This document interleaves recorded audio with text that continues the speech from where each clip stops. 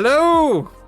Hello, everybody, and welcome to Tales on Tap Last Orders, the place where we answer your all-important questions about Tales on Tap and the campaign and characters so far.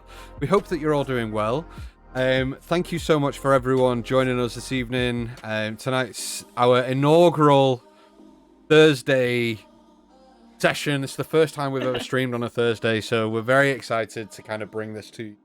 As always, our shows are sponsored by Valkyrie RPG. If you haven't already, check out the panels below. You'll see the website link there if you clicked on the banner, and use Tales10 and you'll get 10% off store-wide. So, Last Orders. What is this show all about? Well, it's a talk show. We're going to discuss all things dealing with Tales on Tap, the campaign, the characters, the players themselves. If you've got any questions that have just been niggling you, make sure you get them in chat. Nothing too personal, please. But if there is things that are too personal, it's a safe space to do it in. So, why don't we meet everybody? Hello, everybody. Oh. Hello. Hello, everybody else. Alright, so, for those that don't know who we are, Tales on Tap, we've been here since November of last year, predominantly playing D&D on a Tuesday night. We play a very homebrewed version of a Horde of the Dragon Queen campaign. And when we say very homebrewed, we're saying 90% of it is homebrewed. It has the skeleton of Horde, but then most of it's homebrew. So we play regularly on a Tuesday, every single week at 6 p.m. And we're now venturing into our second day of streaming. Ooh. So we are proud to bring you our Last Order show. The show here is all about answering your questions, engaging with you guys. If no question is stupid, if you want to ask something, bang it in the chat and we'll make sure that the guys here answer it. So yeah, that's what tonight's all about. The Last Order show, we're going to be looking at potentially doing once a month. Undefined at the moment, but maybe the first week of every month, do a Last Orders, just so we can all sit around a table, discuss everything that's happened in the campaign thus far, and yeah, have this little round table session. Yeah. You guys have probably noticed the absence of two members of Tales on Tap. They send their apologies. We're going to be rotating around whoever's on, I guess. Exactly. So we may even surprise you and have everyone available some weeks, but 90% of the time we're going to try and rotate it so that we get different cast members sat around the table discussing things that have happened so far. So yeah, but that isn't everything we've got planned for Thursdays. Although we don't have anything planned for next week, purely because for the first time ever, Tales on Tap are going on the road. Yeah, we are. We're going on the road, and we are meeting up and doing things behind closed curtains, creating lots of cool little bits of content for you guys. Not behind closed curtains. No. That's the phrase, man. It's behind closed curtains. I mean, for you guys, I was told to bring masks, so I don't know what's going on. That was my bad. Sorry. That's fine. But not next week, but the week after, we will be starting with our brand new space adventure, which will be DM'd by none other than our little old Hannah. She's going to be DMing. She's going to be DMing the Spelljammer campaign for us, which means I get to become a player, which is so nice. So yeah, if you've got questions about that, bang them in chat. I'm sure I've got a few lined up for that campaign anyway, so make sure that you're ready to answer any and all questions. I've got a few. I'm only going to answer a handful because I don't want any spoilers. Excellent. But yeah, so that's kind of it. That's the roadmap. But we're going to be streaming normal campaign Tuesdays, and we're going to be streaming something on Thursdays, whether that's the Spelljammer, whether it's a different tabletop RPG, whether we do a Last Orders. We're just going to be doing something a bit different on our Thursday days. Day stream. Yeah, sure. So yeah, if you have any questions, guys, drop them in chat and we'll get them answered throughout tonight. But I think that about wraps up all the kind of announcements and the fineries. Unless anybody else has got anything they want to add. No, I don't Excellent. think so.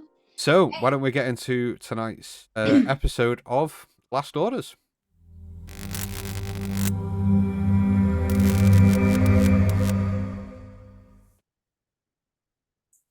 There we go. Nice. So,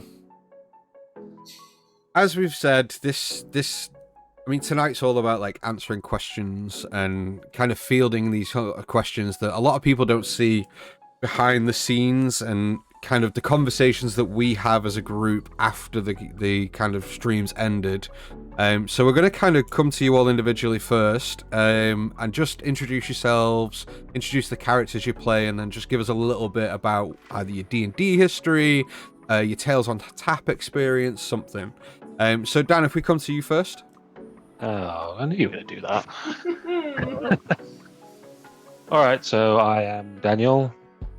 Let's do last name as well, because we're formal here. Fully. First question. What's your long 16-digit card? Well, it's 4, 5, it's 7, yeah. Yeah, so I'm Daniel. Mark Carr, if we're going really far. Oh my god! I play Jove. I am the half-orc blood hunter of this group, the lovable rage machine. Yes. I've been playing D&D since the beginning of the lockdown, when I realized you could do it over the internet and you didn't actually have to go out and meet other human beings and do it. Started with Tales on Tap some time ago. Can't remember exactly when. Well, I started with the group a while ago, and then we sort of turned into this. But it's been about 2 years. This is my longest stay campaign because these guys are the best. I like that. Don't give them. I wasn't talking to you now. Oh! No, I love her the most. She was the one who actually helped me get my foot in the door. Nice. Wow. I advised against it, but hey. Very good. Okay, coming to you next, Han. All right. I'm Hannah. I'm not going to do my last name. I'm not doing that. Because it's weird. People will find you. The internet's a weird place, man. My pronouns are she, they. For anybody who didn't know, I play Ash, our Air Genasi with the Astral Self Monk.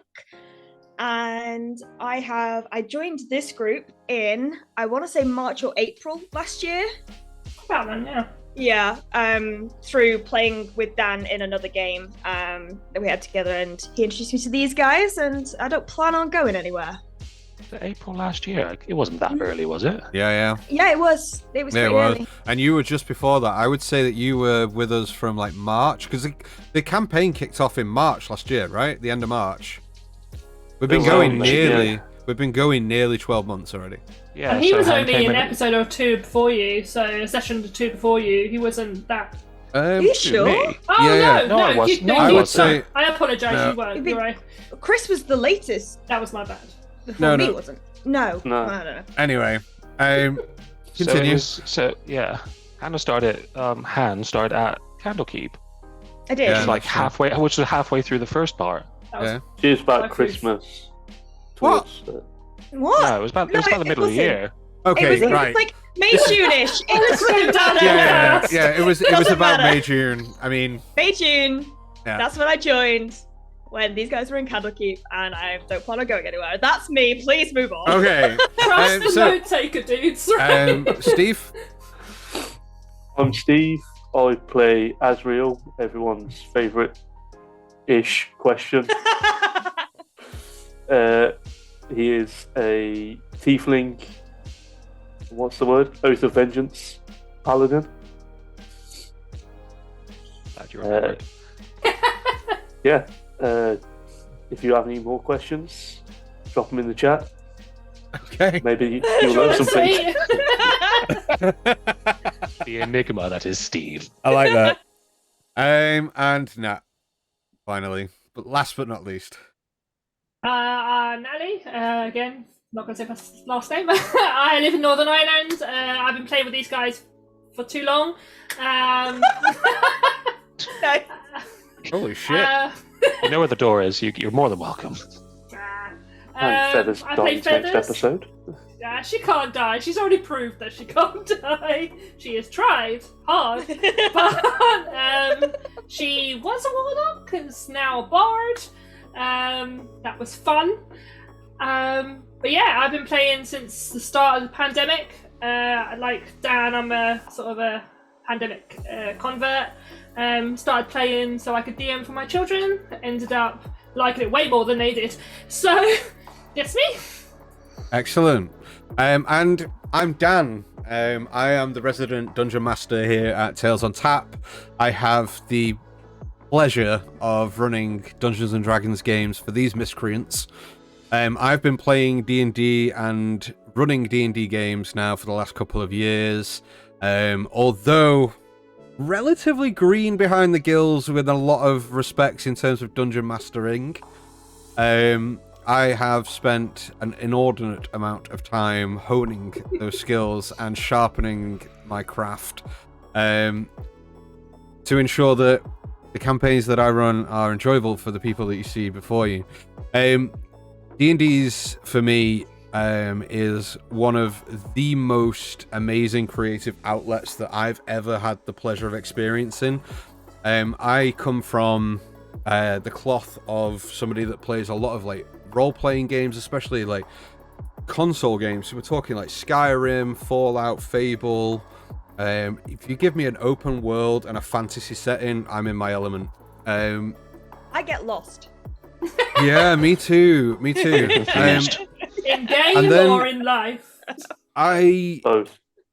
Weirdly, I kind of stumbled across D&D. I don't know how I stumbled across it, but I was sat one night and I saw a clip of a Critical Role. I mean, I've known about D&D. I knew the existence of this game, but didn't know too much about it. And then I kind of stumbled across a video one night of a clip of a Critical Role campaign. I think it was right at the beginning of their campaign 2. And I watched this clip and something kind of resonated within me, and I was like, I can do that. I can definitely do that. I really want to play that game. And then very quickly dived headfirst into this chasm that is the realms of Dungeons and Dragons, and I have got no regrets about that. So that's a little bit about me and my experience with D&D. But should we get into some questions, guys? Go for it. So the first question I'm going to field to. Oh. Let's go to you, Han. Of course. Can you tell us what your overall feelings towards the campaign are so far? Overall feel shit. No. So when I joined this group, I've been in D&D games before, and it was very much like it's a standard D&D game. There's nothing wrong with it. But when I got into this group and it was so RP focused, I was just like, I am in my element. This is what I want D&D to be. And like, I have so much respect for everybody's RPing ability that in terms of like how I feel about the campaign, excited, generally pessimistic that shit is 1,000% going to go wrong when you least expect it to, and random people will be murdered. No idea what you're talking about. Well, who does that? I don't know. I just very positively, I guess. That's not what I really thought of an answer to. So. Yeah. Yeah. I mean, scared as well. Yeah, I mean, this campaign, I mean, especially from my point of view, I don't know how the rest of you feel, but like, there's so many like intrinsic twists and turns, not only from like a story element, but you guys as players and the characters that you brought to the table have such an intrinsic connection with each other that it kind of bleeds these moments that DMs dream about. People who kind of enjoy watching D&D kind of yearn for. And I think that's a testament to you guys, as well as the storytelling ability that I have in terms of being able to put you in positions, so to speak, and move my little pieces around the chessboard in my head to put you in those positions. But yeah, I mean, I kind of share that sentiment. I don't know about the rest of you. Dan, I mean, how do you feel about it so far? Just tell me the question again. Sorry. I did hear it, but then people answered and I forgot. How do you feel about the campaign? Thank so you. That's far? all I wanted. That's all I wanted. I mean, it's very much the same as you. So I had flitted between a lot of different campaigns before coming across this one. So I'm very much in the same way as you. I caught Critical Role about halfway through campaign 2, so I think I started on episode 60 because I couldn't really be asked to go all the way to the front. So I just found an episode, started it, and off I went. And then for like the next 4 months, I think I watched it pretty much back to back, just getting through as much as possible, watching what's going on. And then it became a bit like sports, and I wanted to do it more than I wanted to actually watch it. So I started, trying to create characters, learning stuff. Went here, there, and everywhere, and then I came across you, and then you came afterwards. And yeah, I mean, it's everything I wanted from a game all the time. So I never wanted just the standard dungeon crawl, the standard, you go here, talk to this NPC. They're kind of interesting, but there's nothing behind them. This has, we can fuck around for an hour and a half in a library and you will have stuff prepared just in case we have gone, to the top. Or you're just really good at thinking on the top of your feet and create those moments as and when. Let's leave that unanswered. Let's leave a little bit of mystery behind that. One-way questions. I think... No, I mean, I kind of plan... So this is something that maybe a lot of DMs will have the same sort of answers. You can only plan so much. If you kind of, as a dungeon master, especially my experience is that the more you plan, the more it kind of deviates from what you had planned. And I'm not the kind of person to try and plan for every eventuality. I know there are dungeon masters out there that will sit and go through everything with a fine-tooth comb and kind of think about every which way that a situation can go. I have a very, I'm going to sound like I'm blowing my own trumpet, but I have a very good ability to be able to spin something at a moment's notice to create and react to you as players to create something that's meaningful in any given moment. What I will say to that as well is I think for new DMs and people who are trying it for the first time, it's so much easier to plan it all because you want to feel that you've got all the bases covered. But the more you DM, the more you have faith in your ability to wing it if it needs to happen. And case in point, I'm going to throw... If anybody was here right at the start when we were doing Titania's Translated Tinkertop Circus... Yeah. So much of that was off the top of my head based on what these guys were doing. And at one point, these two fuckers decided to go and try and revive someone who I'd planned to just stay dead. And they were... What do you mean? What do you mean, Troy? We did. Yeah, successfully. But I had to basically come up with this whole resurrection ritual that they did not have access to spell-wise and just figure it out. And yeah, it was a trying one, that's for sure. Yeah, and I think for those out there that watch D&D and kind of on the cusp of wanting to get into it, and maybe, for me, I always kind of thought I'd love to play that game. I never for 1 minute thought I'd be as good as I am at running it. And I genuinely would recommend to anyone out there who has never DM'd before, never kind of taken that step, to at least just try. Yeah. Because there is no right or wrong way of running a D&D game. It's all about setting a story up. And we put a short out not long ago about advice for new players. And one of the biggest things, and it's not something that I've come up with, I saw Joe Manganiello come out with this a good few years ago, is that he made a point that kind of really resonated with me as a player, that as a Dungeons & Dragons player, you are just as important, if not more important, than a dungeon master is at telling the story that you are.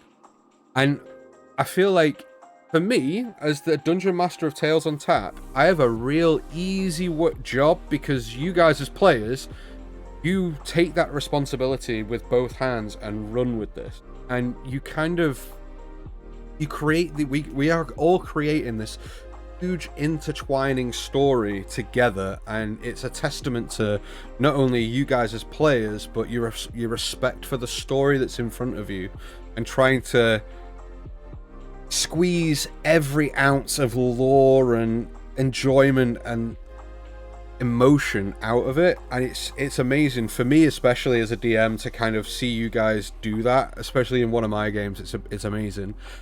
Just before I come to Steve and Natalie, guys, this tonight, if you're just tuning in right now, is a talk show. I know you're kind of scrolling through Twitch going, I just want to watch Dungeons and Dragons, but we're doing a talk show. We stream every Tuesday at 6 p.m. UK time every Tuesday. Tonight we're doing something a bit different. We're going to do a bit of a talk show where we kind of sit around a table and talk through not only the campaign that we're currently playing through, some of the characters, but D&D in general. So if you have any questions that you want to answer or you want to ask us, if you want any advice about certain situations that are going on in your games, for example, just comment down below and we will make sure that we answer them. So absolutely. I've just realised, because the Tales on Tap bot went, when the group roll a nat 20, make sure you use the chunky crit emoji. I've not turned the rest of the chat box off. So I'm going to do that now quickly. While Natalie, could you just give us, I mean, kind of based on what we've just been discussing about like Dan and Hans kind of overlook and overview of how they feel about the campaign so far. I mean, where do you kind of stand on that? Well, I've played in a couple of other campaigns that have been much more sort of, you go here, you do this encounter, then you, and it was lovely. It was great, and the DM that I'm referring to in particular knew loads about the world, which was, it's always good, and that was his style of doing it. But I was always looking for that, you know. Well, more RP basically. Yeah. You know, I like to talk to characters that feel more 3D, and I like to play a more 3D character. So the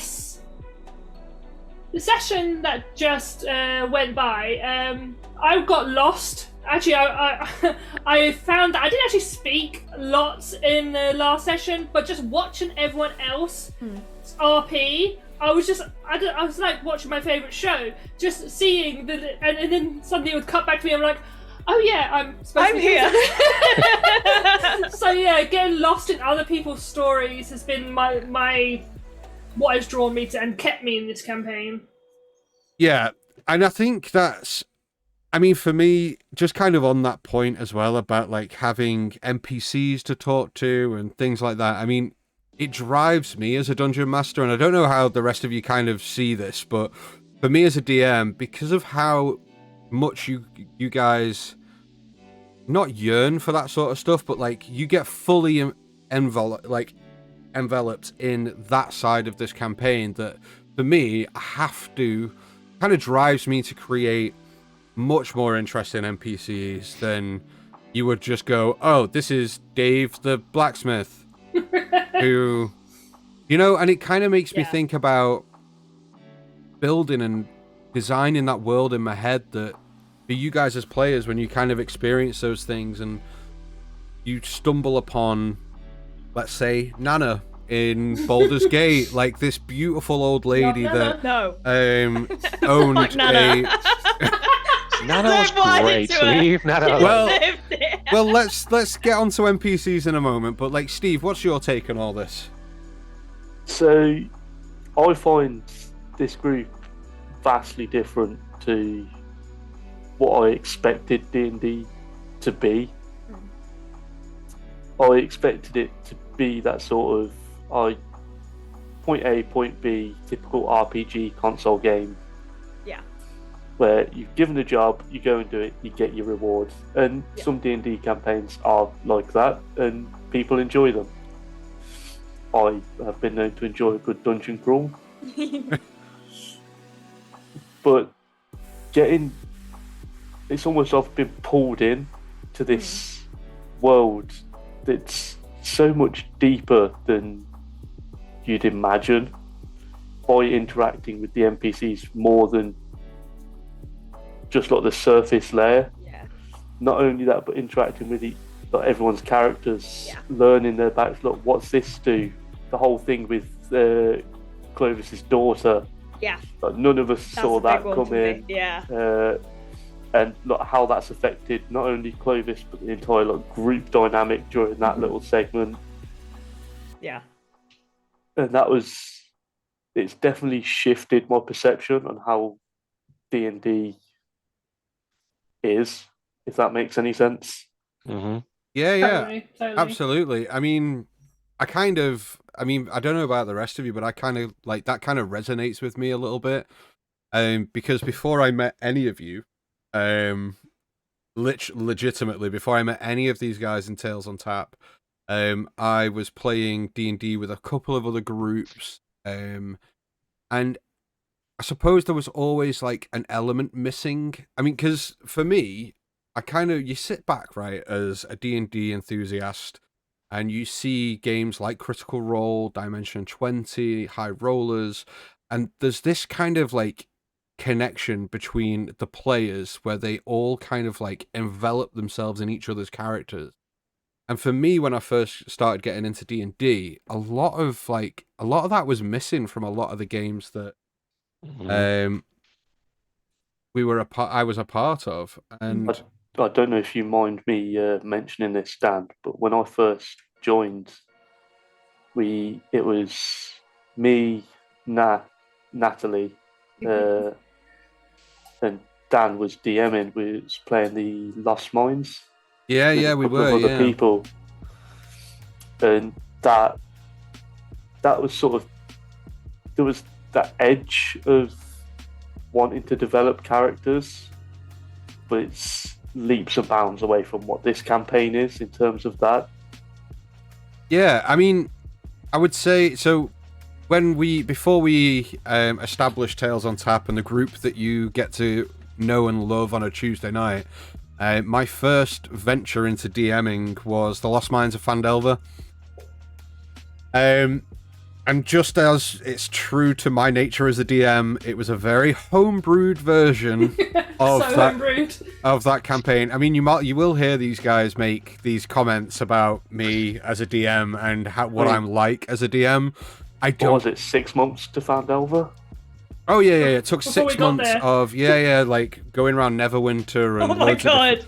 Yeah. Honestly, we didn't even. So, Lost Mines of Phandelver starts with this like goblin ambush, right? Mm-hmm. By the time these guys got to the goblin ambush, they were like level 3 and had loads of magic items, and like this whole thing had happened in Neverwinter with this like underground band of ruffians and stuff. Like, so when I first started DMing, I had a small group that I'd met online. Natalie was one of those that I'd met through a Facebook group finder thing online. And it was Natalie and a group of others. That campaign was a little bit hit and miss, so to speak. But from that came this group. And yeah, I mean, you're absolutely right in terms of the way you were saying, especially with some D&D groups. I mean, I've played in groups before now that have been very much fetch the goober, get rewarded for the goober, onto the next goober. Like, I've played in those sorts of... I don't know why I did that on camera. That kind of looks a little bit weird. That's getting edited, dude. Catching the goobers, man. All about the goobers. But I've played and I've kind of DM'd a campaign like that, and this is... I mean, for me, this group is something different. Like, there's something in this group that kind of stands above the rest. But yeah, I mean, kind of coming back to what you were saying about Clovis's daughter and what I was getting to with Nan, old Nana in Baldur's Gate, is there is a certain richment and richfulness of the NPCs in this campaign. I mean, there have been a lot of very well fleshed out if I do say so myself. NPCs, but like, I'd like to kind of get from you guys, like, who is your kind of favorite NPC and why is a big one? Does anyone want to kick us off with this? Because I know that like we could dive massively into a rabbit hole with NPCs, but does anyone have a favorite? And if so, like, what was it about them? What happened within the campaign that kind of brought that NPC to light? Like, does anyone want to kick us off? I'll go. I've got one. Because I can see you all stalling there, waiting for the first person to go. I mean, yeah, I love Nana. She was great. She's not my favorite, but she was. I could not love Nana.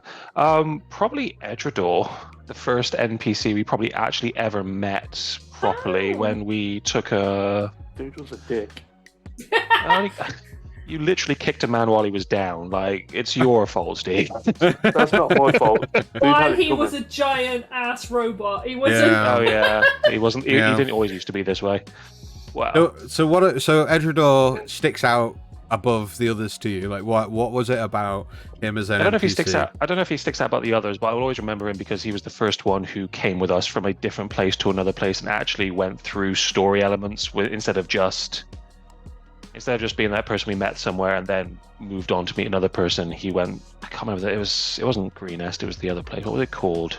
Was it Balor or Belloc. Belloc, thank you. Yes, from Belloc to Greenest, it wasn't massive, but it was enough to endear him to us because he had family and there was things for him to get back and for us to actually achieve and accomplish for him, and it was just more. Yeah, I will always remember Edredor as the one who sort of started us with the good NPCs. Yeah. Okay. Yeah. I mean, I kind of like Edredor because it's similar to the way that, like you've just said, in terms of NPCs, and especially the way that I like to run NPCs. I don't want NPCs at any point to just be waypoints within a campaign, like you would imagine within They've a got typical. a side quest. You know what I mean? With a question mark above them, and have a little bit of interesting dialogue, and then off you go. I don't want to. I feel like the world that you guys are experiencing, and the guys at home are experiencing, is I don't want to create these just like two-dimensional figures within this world for you guys just to go be like, oh, I heard you had trouble with your lost sheep. Yes, please go find my lost sheep, and that's it. Like, there's got to be something That about better be a them. quest coming up. I swear to God, that better be a quest. So, The fey sheep. I like Edredor too. Now, the reason I like Edredor is that it kind of gives people an understanding as to how I create NPCs. Like, every NPC within the world I create has to have a stake in it. Now, when I say a stake in it, it doesn't mean a stake within the main plot hook that you guys are playing through, but in the world itself. Now, Edredor, for those of you who haven't seen that bit of the campaign, Edredor was Me. So these guys started the campaign in a place called Lakeside, which was just southwest of Greenest, and this is where the main origin of the Fallen kind of came to be. And as they were traveling north, they came across a small like hamlet village called Belloc, that was currently under siege by what is now known as the Cult of Dragons, and we now know this. And Edredor Greyhaven, was there on his own. The rest of the hamlet had been destroyed, the people had been slaughtered, but he was the only survivor, and his family and other members of Belloc had been taken captive by these raiding party, which are now the Cult of Dragons. And it was more that it wasn't, let's go to Belloc, let's save my family. It was more, there was a deeper meaning to it. There was more like, these guys are responsible for what's happened. Like, there's a kind of means more for you guys to want to help a person that kind of goes, I've lost everything, as well as my family. Like, there's just more of a stake in the world itself, as I say. Yeah. I think it's easier to be a 3D character in a 3D world rather than when you're presented with a 2D world. It's very easy to fall into, alright, give me the quest, okay, go. You know, you don't really want to converse with someone that it's very obvious is a 2D character. Yeah. And I never feel that with your characters at all. But Okay. I mean, my favorite character is Eros. Yeah, I was hoping someone would say Eros. Yeah. I think it also comes to the point because the session where we met Eros, Feathers went through a little bit of trauma. She got stuck in the basement. She thought she was going to die. She was crying, and there was kids there. It was very traumatic, and I would always remember that and the introduction of Eros in that episode, and then his subsequent meetings with him. The connection between how I felt in that episode where he was would always make him part of my memories of the campaign. When you think about what has your character been through, and it's a bit self-centered, but what has your character been through? He plays a big part in that because of that episode, and he feels really 3D because of the shadowbacks. Yeah. Mm-hmm. Call them words back. And the fact that he has this whole other thing that we could not. If we weren't there, it feels like he would have had this whole thing going on, and it would have happened without us. Anyway. And that actually makes me feel great about it. Like you said, it's good to feel that they have a stake in the world, and to have a feeling like they would be doing stuff without us gives you that sort of roundness, that realness of them. Yeah. I mean, Hannah, you were about to jump in on the. I haven't seen all this input into the chat. Just because we're born that way, Arthur. Just because we're born that way.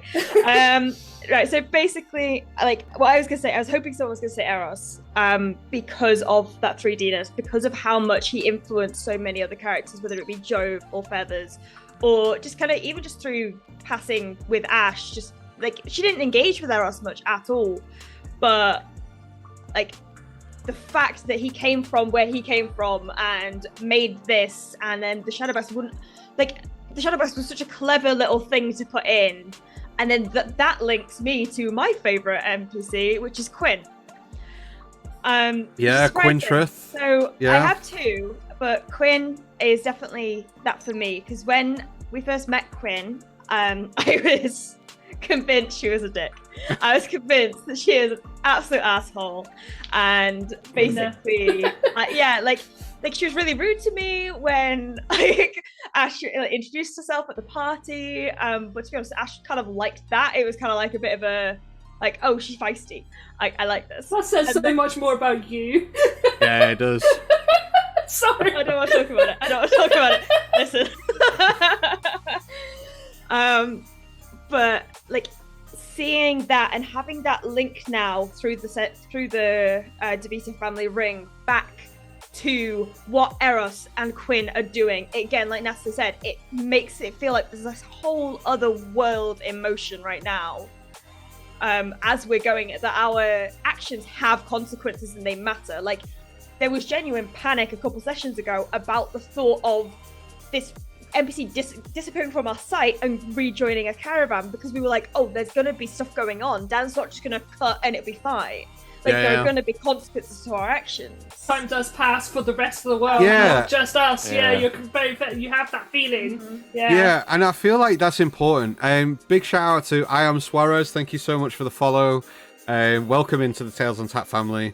I kind of agree, and I feel like there wouldn't be as much riding on this whole story that we're playing through if pieces of the puzzle weren't moving behind behind closed doors. Like we've experienced that before. We know that Sen, who was with us from the start, he's gone off with the gauntlet now, who kind of and things are happening elsewhere within the world that don't immediately impact you but impact the story as it goes on. And I feel like, I mean, for example, we kind of saw that last session, and we've seen that over the last few sessions with Quinn, with Eros. You guys sent them off to Greenest, saved this group of individuals who would otherwise be in the wild spending for themselves. They've made their way to Greenest. They're setting up a home now. And these things are all happening in the background that I kind of have to, I mean, I don't have to, but I love to kind of keep these things in the back of my head, that the world is much bigger than the kind of the little slither that we see through every week.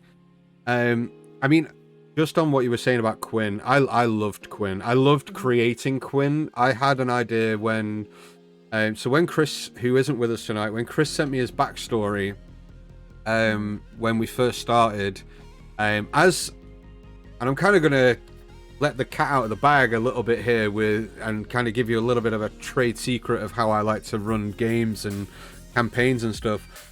I have told these guys that I want you to create the biggest and fullest backstory you possibly can, and I will use absolutely none of it to impact you in a way that makes sense. Now, what I mean by that is, so Chris created this backstory for Clovis, which we're not going to go into because there might be reveals later on in the campaign, but he didn't account for Quinn. He created something in his backstory about Clovis going to Scornabel and getting in, as part of his backstory, he met Celeste and married her, and then went off with her dowry, the wedding dowry. And as a DM, I kind of sat afterwards and I was reading it and over, and I was like, but he would have, because I know Clovis now after reading this, he would have consummated that marriage. Yeah, and he's right, and he's gone, and he's kind of like left on the rest of his journey. But like, there's still that there. What can I do with that to bring something else that he hasn't accounted for into it? And when we actually played that out in game, it just adds so much more. Like, for example, if one of my players creates a story and they go, oh, I'm part of this guild, we're all about fighting this one group of individuals, and I bring into the campaign that one group of individuals for you to fight, you see it coming. And I feel like, yeah, and you don't feel as much as a player. And for me as a DM, something that I definitely want to do is I want to make you guys feel stuff, because that's what D&D is about, right? Yeah. Like, I mean, I'm just hopping in, but when Michael was introduced, I had no idea it was going to link to Ash. No clue. Right. But, yeah. But Steve, for you, I mean, do you have a favorite NPC? And if you do, like, what was it about them that kind of sets them apart? And what was it that you kind of enjoyed about that particular NPC? I mean, we all love Banff, but I don't know if you'd class her as an NPC That's at this so true, point. actually. That's really valid. Yeah, I mean, I would say Banff, let's class Banff as an NPC, but is there any others?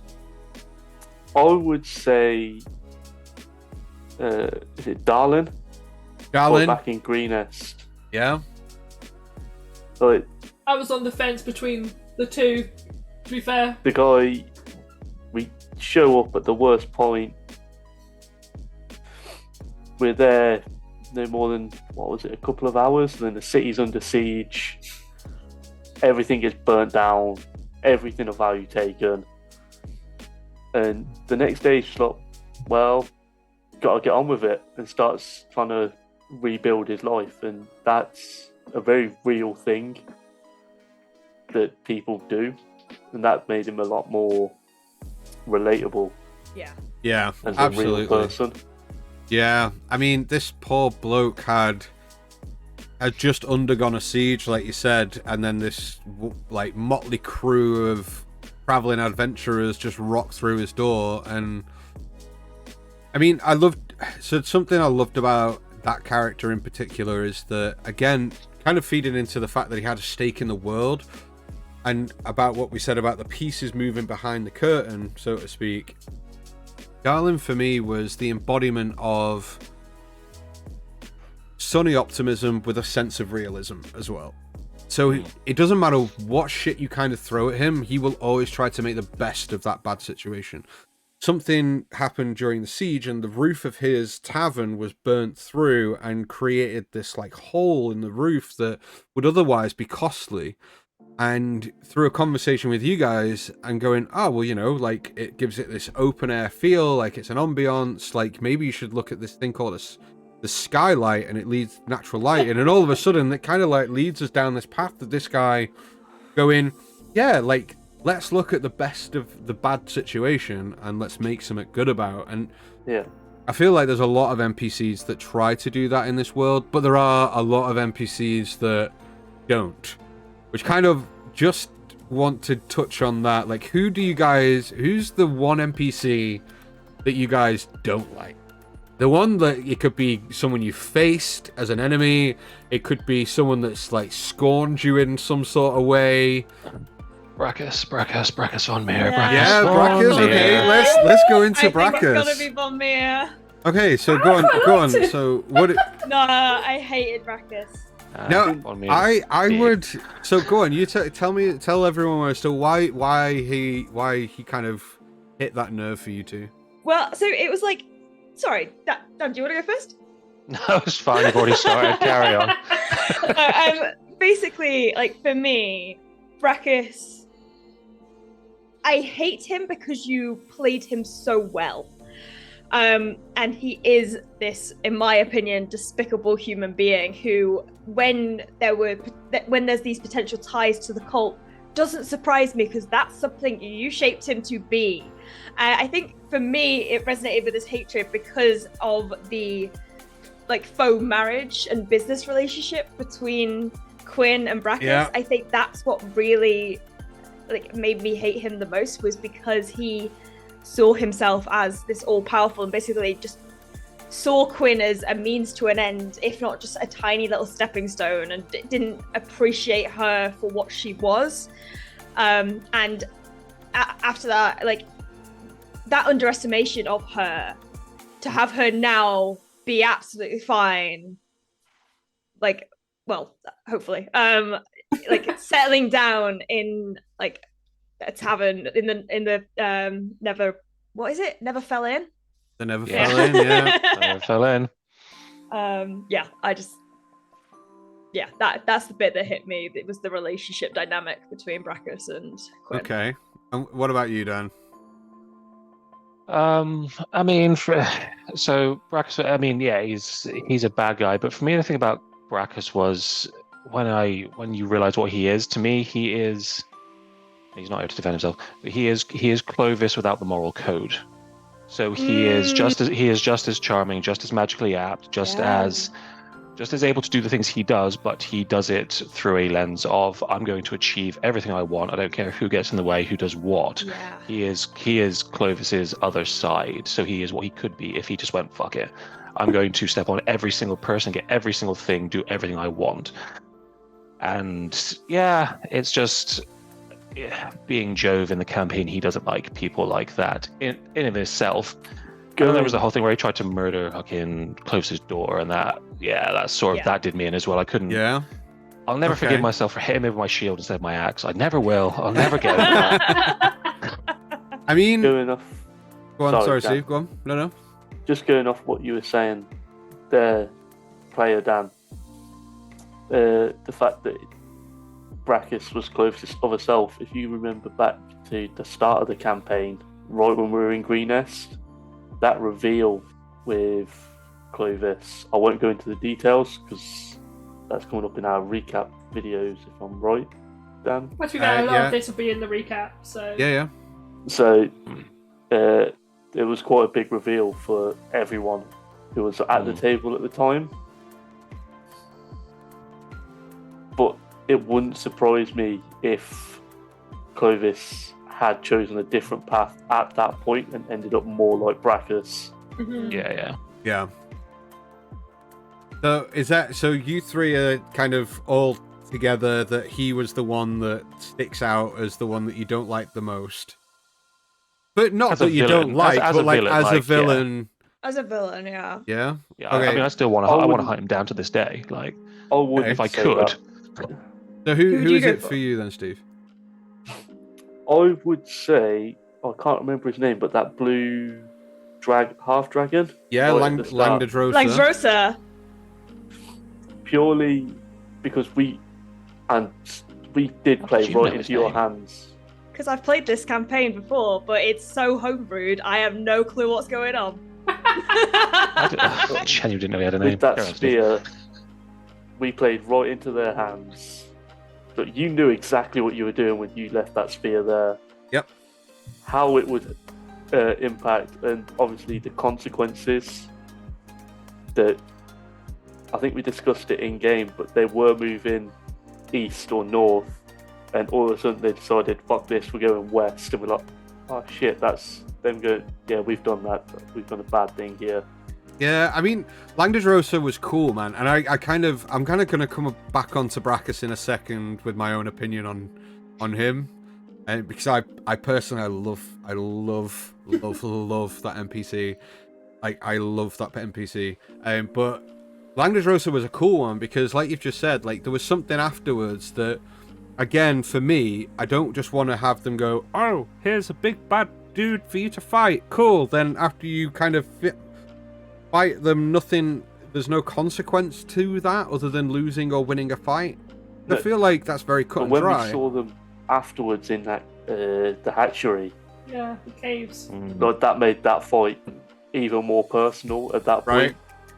Exactly that. Natalie, what do you think is... I mean, who sticks out to you? I'm going to come to the Dirty Rollers RPG, who've asked a very, very good question in the chat. I can't We'll come wait to that in just a second. But who's your... like, everyone that you've kind of come into contact with within this campaign, who kind of sticks out for you? Oh, I have two. One I just realised was actually Von Meer. Oh, I didn't just realise, but I've just remembered was Von Meer, but it's Tremaine. It was Tremaine. But when he was Tremaine, he really ticked. Oh, every time he spoke, I wanted to punch him. And as Natalie, not as Feathers. But obviously that wasn't him. That was Von Meer. So technically the same person. But also, Les. I don't like someone that won't let me talk to them. No? He's just like, fuck off. And Les isn't even a villain. He's my villain. It's a guy you rubbed up the wrong way. Yeah, but he did rub me off. Just people in Did he? general like that. So that's why you hate him. Just people, yeah.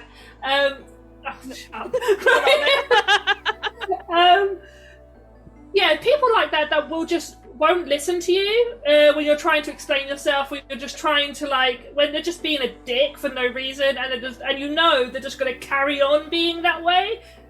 I hate that. And it infuriates me. So I'm like, I will wear you down, or I will get through to you. And I think that's the mother in me. But it annoys me that he is that way. I know he's not a villain, but he's me. He's like Alex in Stardew Valley, where he's such a dick to you at the start. I don't want to go near you. I mean, I feel... So this kind of, leads me on to the question made by Dirty Rollers. So, let me kind of touch on Von Meer first, because I feel like, for me personally, that was one of the most fun, NPCs that I've had the pleasure of playing. There's truth in it that everybody is the hero of their own story, right? Now, Von Meer was doing what he thought was the right thing to do at any given point. And as kind of feeding into what Dan was saying, it didn't matter the consequence of his actions, because what he needed to do needed to be done. He kind of used Quinn as a tool. She was a way to gain and to get to gain station where he otherwise may have struggled to get to, right? But what he didn't account for was because again it feeds into the way that Quinn was as well, because Quinn had her own agenda. Quinn was using him just as much as he was using her, right? Brachus, for me, was one of the NPCs that will stand out from this campaign because he was just so fun to play. So fun to play. He had his own motives, he had his own agenda, and it was really good and enjoyable for me as a DM to kind of exploit those in a lot of different ways. As the story kind of developed throughout that Elturellian arc, a lot of stuff that was happening I mean, so when you guys first got there, and I mentioned the Shadowback, mentioned that you'd been followed in the street. Yes. I had one of those moments that every DM who's ever DM'd has, where I'm like, okay, light bulb. I can literally click so many of these moving parts together in such a way that to play through it will make no fucking sense until the very end. And Bonmir was the center of that, because he was the one effectively pushing those pieces and moving them around. But moving back onto what you were saying a second ago, Natalie, kind of feeds into what the Dirty Rollers RPG has just asked, which is, have you made an NPC specifically to antagonize a specific player character, not a full-on antagonist, but just someone to push a particular character's buttons? The short answer is yes. Yes. I absolutely Yes, have done that. To name a few, to kind of push buttons would be, let's kind of think as to who I've... So Governor Nighthill was one that I kind of tweaked to push Jove's buttons at the very start.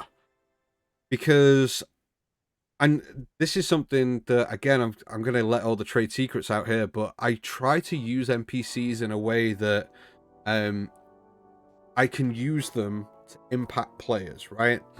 So I tweaked the character of Governor Nighthill from the campaign setting that's written to kind of stop Jove in his tracks and say, what are you doing? Think about what you're doing. Try thinking before you act.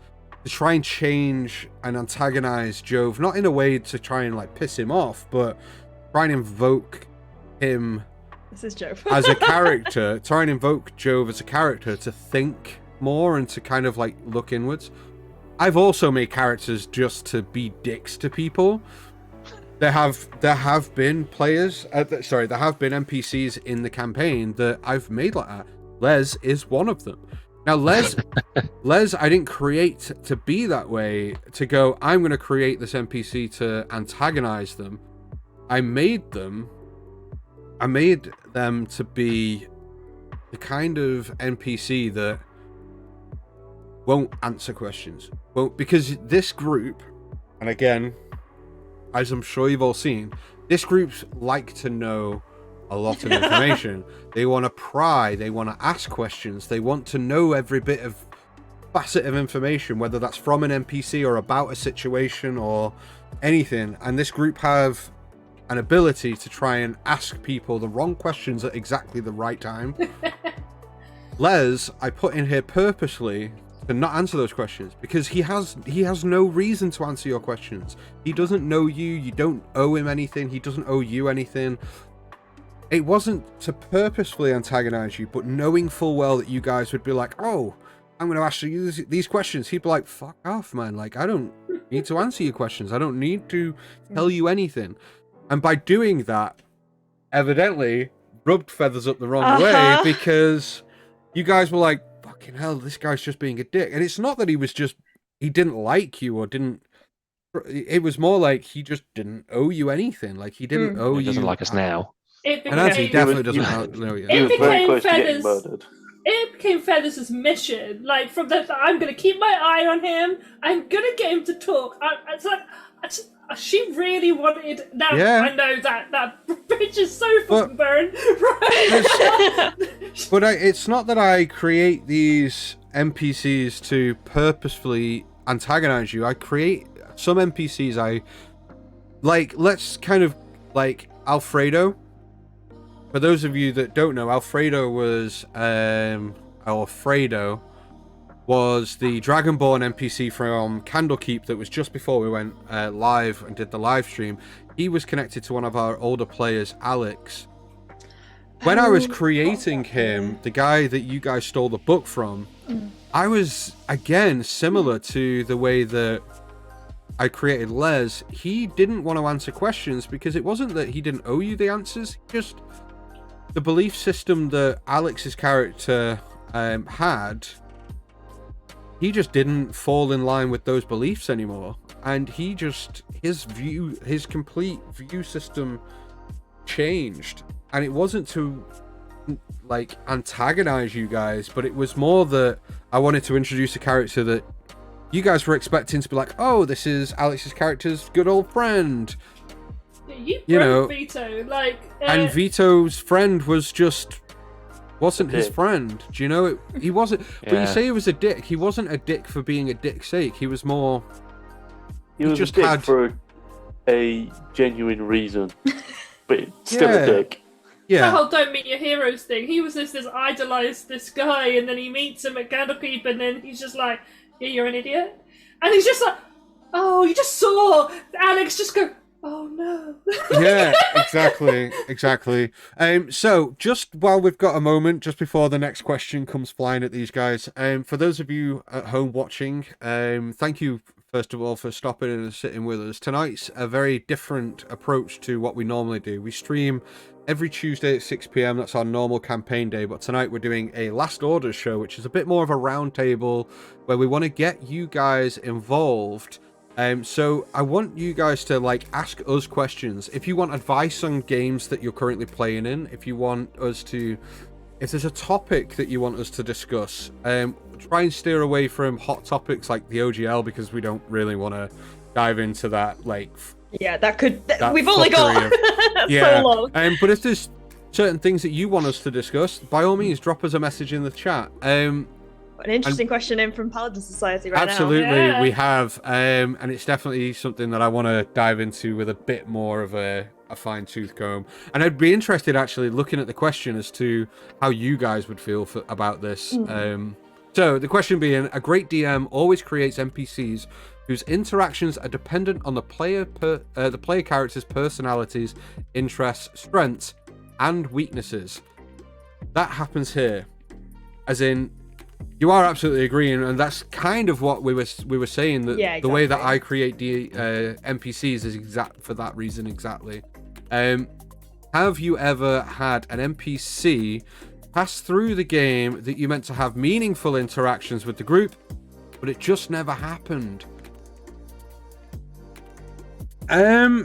It's hard to answer that. I would say yes, but also no. I would say that not having an interaction is just as important as having one. For me, in my head as a DM, like, because you've not had an interaction with that NPC that I've created, doesn't mean that story and that tether has been shed completely. It just means that they've gone off on a different path, and when they might eventually meet up with, all this stuff's happened, and this NPC that I may have created might come out and go, I met you back in Greenest, and and like tie it in that way. I don't think these guys, I mean, this is the beauty of having these guys as players, and having these guys around my table, is that I don't feel like I've ever created an NPC, put them in for these guys just to go, oh, now fuck it, and move on from them quickly. I also, and again, letting more out than I probably should, I never know as to where these guys are ever going to go in a moment's notice. So for me, I have more fun, and the ones that stand out for me when I create NPCs are the ones that I create on the fly. Yeah. Because these guys will kind of like Nana. Nana was a complete random NPC. I didn't even plan for Jove to go off and do that shopping trip, man. But when he went, I'm going to go and so you'll notice this, you guys at home, you'll notice me do this. Jove will go, oh, I'm going to go off and I'm going to go and do this thing. And I'll go, okay, he goes off and does that thing. What are you doing? And while another player is telling me what they're doing, I'm also in that other place going, click, click, click, click, click. I'm going to create this person here and they're going to do that. But these guys have an amazing ability that, and I would say respect for me as a DM and the game that I'm putting in front of them, that they will actually... I think it's more my fault because I've done it so much in the past where I've put interesting people in front of them. Everyone that I now put in front of them has to be interesting. What was that little kid from El Torel? Oh, the frog kid? Yeah, the frog kid. Oh, Scarab! Scarab was Scarab! amazing. Scarab was amazing. Oh, So Scarab! I forgot Scarab. Scarab Oh my was a God. little street urchin that I didn't even plan on happening. Love Scarab. And then you guys were like, oh, we need a guide to help us through the underbelly of El Terrell. And I was like, cool, I'm going to create this little street urchin who's just like, wants to be an adventurer, but like, doesn't really know much about the world. And introduce this little kid who was just a little shitbag, really. But Best he moment was, of the campaign he was so far. so was good. Ash nailing that little kid with a frog. Right? Yeah, that's true. But I Think think about He Scarab. just saved them all, and she just went, no, yeah, frog. Fuck No, it." listen, exactly. listen. So the thing with Scarab is that Scarab is essentially how Ash was when she was a kid. She saw herself in Scarab, and so for that brief Decided to throw a moment, frog at him. no, for that brief moment, despite all the shit going on, she was like, oh, I can have fun again. I can be a kid bit again. Normality back. Bit of Yes. normality back. Brief second, yeah. Yeah, and so like, did I mean to absolutely pelt him with a frog? No, but it was funny. I mean, look, Frog Toss is a great game. It is a great game. Okay, so we're gonna just take a quick 5-minute break, just so that these guys around the table, because it's been quite intense since we started. We're just gonna take 5 minutes. We're not gonna be long, just so we can go to the toilet, get a drink. So we're just gonna take a quick 5 minutes. While we're gone, just have a think about questions that you want us to answer. There's no right or wrong answers to any of these questions, whether that's about D&D, whether it's about their characters, because the next segment is going to be about their characters specifically. Excited. So I want you guys in chat right now to fire some questions in. I want to try and do some quick fire questions to these guys.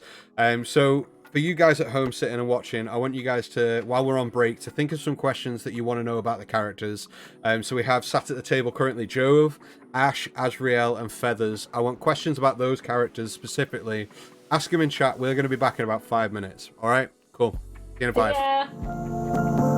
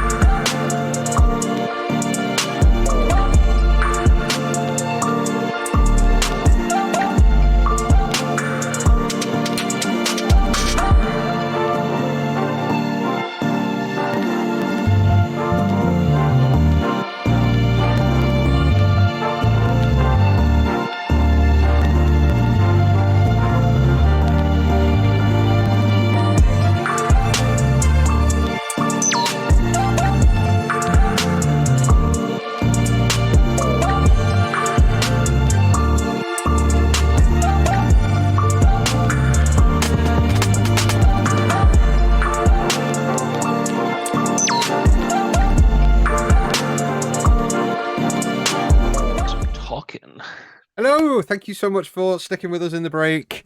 We just needed to get drinks and what have. So this next little section that we're going to go into is all about the player characters.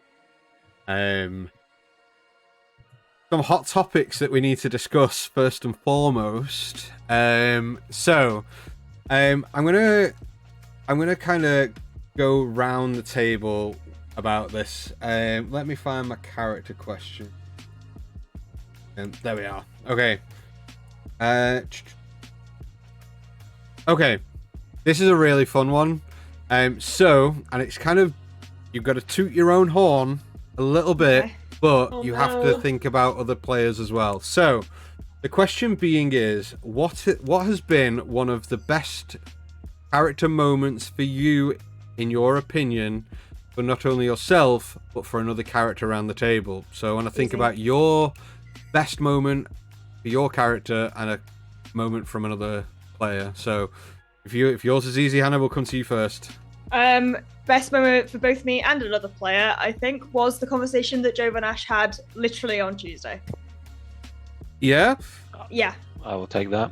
Yeah, I genuinely do. I think, like, Dan is phenomenal at RP. Like, even with, like, Jove, who seemingly on the surface would be quite, like, you just see a half-orc guy with an axe filled with rage, but there's so much more to Jove. And I think the conversation we had on Tuesday truly exemplified that. And it was, like, both of us exploring the assets, like, the aspects of our lives that had got you to that point. And for Ash as well, like, she's opened up in snippets before, but she's never outright said to anyone, I lived on the streets, like, other than Clovis while drunk. But, like, it's a different thing for her to say it fully sober, very vulnerable, dressed only in a towel, and just say, because she cares about Jove. And it scares her that she cares about Jove so much, because he feels like this, like, big brother to him type of thing. But that's not to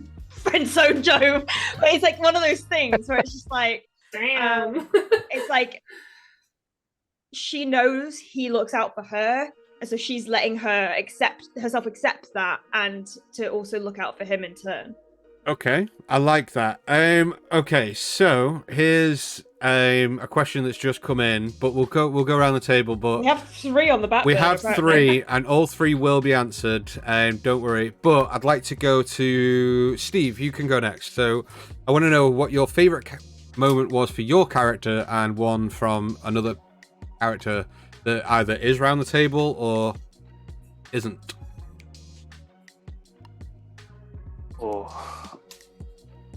I would probably say my favourite moment for... I'm assuming you mean just Azrael, not Sen. No, you can do Azrael or Sen. They've both been at this in this campaign, so... I would say it's got to be Azrael. Just after Feathers started to become a bard, when Zashbay tried to make Jove and Feathers mad with some Fey sickness. Yeah. That was fucking clutch, yeah. man. That was so clutch. Really That was so clutch. And something that I hadn't planned for. You were like, lay on hands, cures disease. I was like, you motherfucker. I took quite a bit of pleasure watching you throw your notebook. Yeah. Fair. As for ones for other players, I'm going to throw it to Clovis.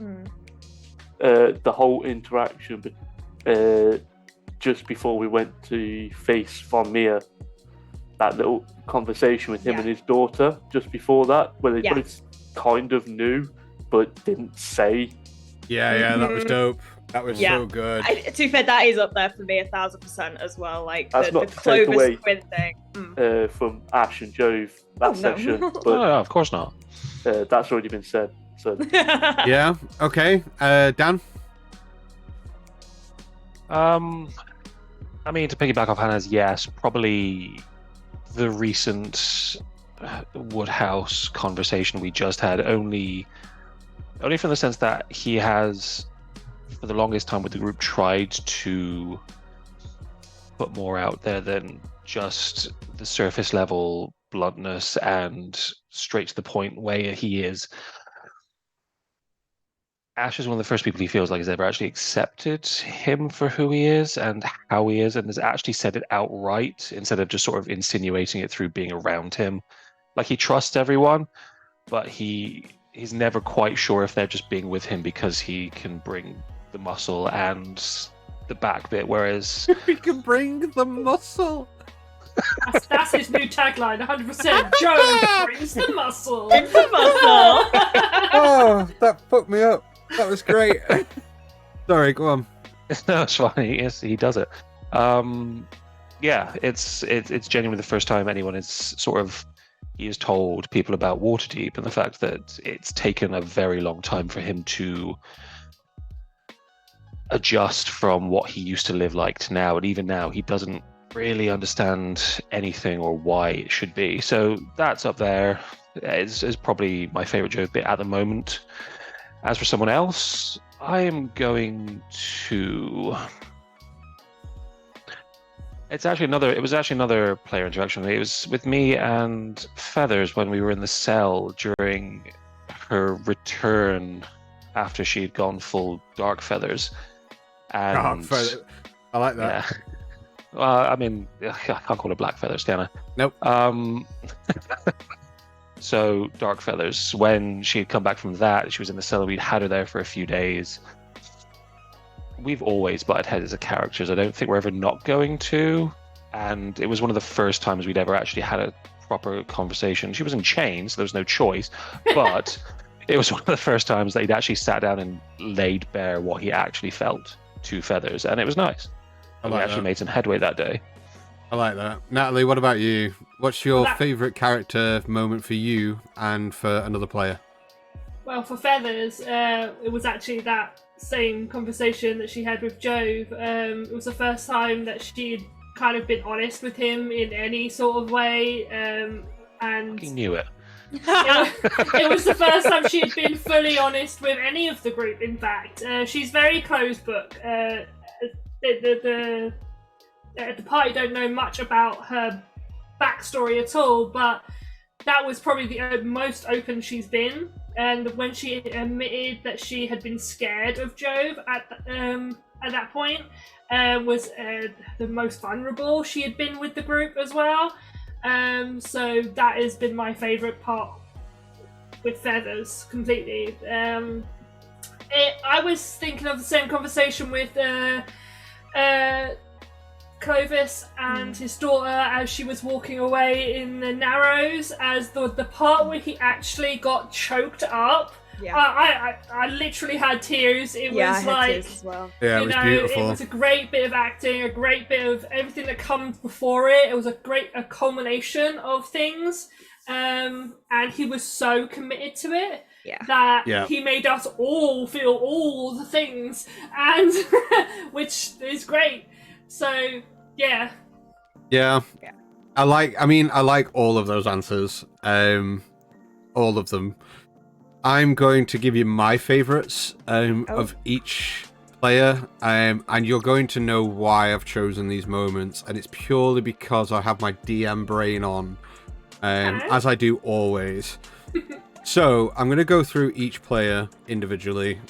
So Natalie, for me, my favorite moments that I've experienced of Feathers is Feathers' duality of moral compass. Every interaction that you had with Zashbe was, for me, incredible. You knew the right thing to do wasn't necessarily what you were being told to do, but because you didn't know that what you were being told to do wasn't the right thing to do, you had this moral dilemma every single time. I also enjoyed your moment in the, I know Jove hated this, but I loved your experience that you had within the Mushroom Grove right at the start, where you hallucinated your past. That was very, very cool. Sorry, I was trying to mute. So, Jove, for me, there's a couple of moments that stand out for me with Jove.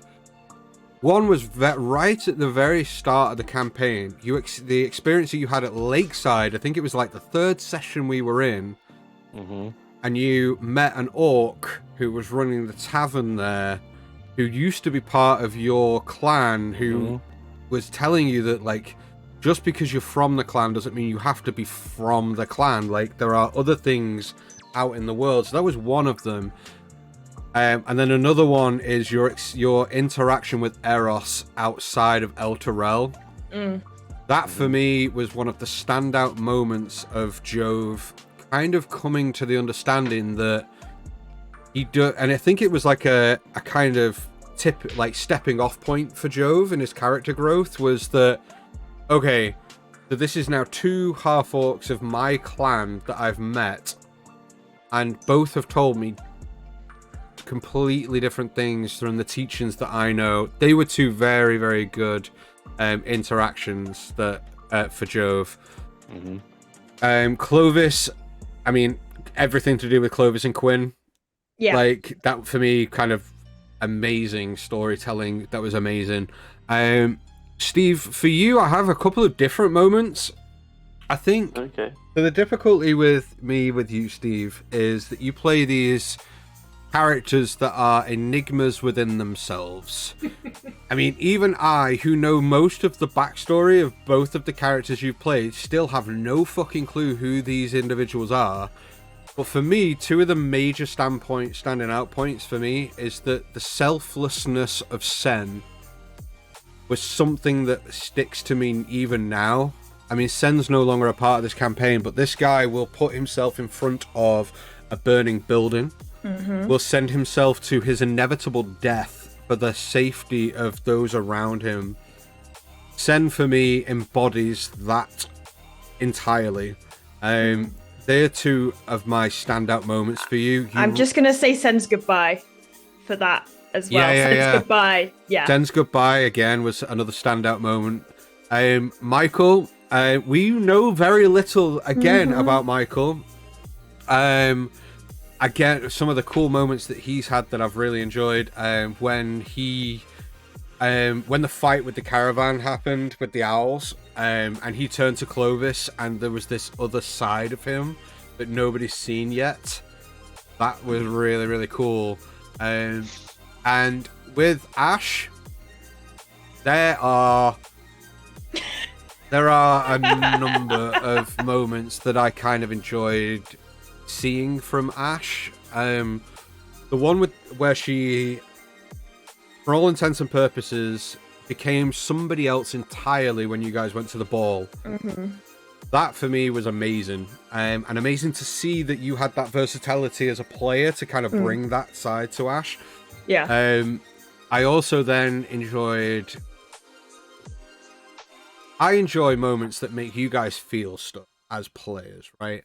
So when I completely fucked up Ash's arm, seeing you toil with that for a couple of sessions because you didn't know how to feel about it was insane. And and again, it's moments that I kind of made you all feel something, was the whole Celestia arc. For me, it happened over 3 sessions, but that whole 3-session arc for me was beautiful. Let's kind of get into some quick-fire things with the questions in chat. These guys have been sat here for some time. I want to go to... I know that it was the last question asked, but I want to get onto the last bit that was asked on that. Could you give a quick presentation of your characters for those guys in chat? So I want just a quick brief about your characters, just quickly, and then I'll go into the questions. So let's go to you first, Steve. So can you give us a quick rundown of Azrael? So, Azrael, he's got a very different view of the world to what people would expect.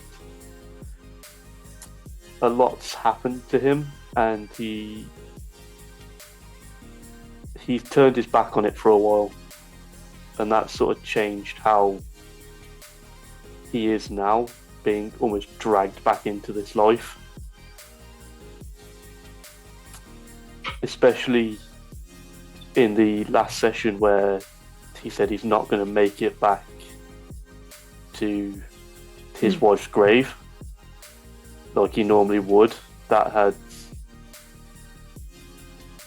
but that's something that he has been thinking about since joining up with this group, whether he should stick with them, especially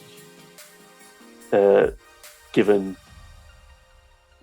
yes, he was asking questions, but were they warming to him? Would he stick around or not?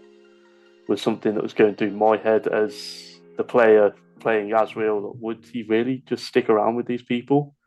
But given the fact that people have started going off with that hunting trip with Feathers and just having that little conversation, he's starting to realise that, yeah, this is something he needs to do now, and understanding why he's being dragged back into this life for something bigger than himself. Yeah, I love that. And for those at home that don't know, Azrael is a tiefling Oath of Vengeance paladin. Oath of Vengeance paladin, yeah. Yeah. Ace, we'll come to you next, Dan. Quick brief about who Jove is and the character you're playing. So Jove Aron, because I like doing second names, is half-orc blood hunter. He is a young man of two worlds, one he can't quite fit into, another which has gone completely. He has he's got a duality about him because he can't quite figure out who he's supposed to be, how he's supposed to act, where he's supposed to go to, if there is anywhere for him left to go.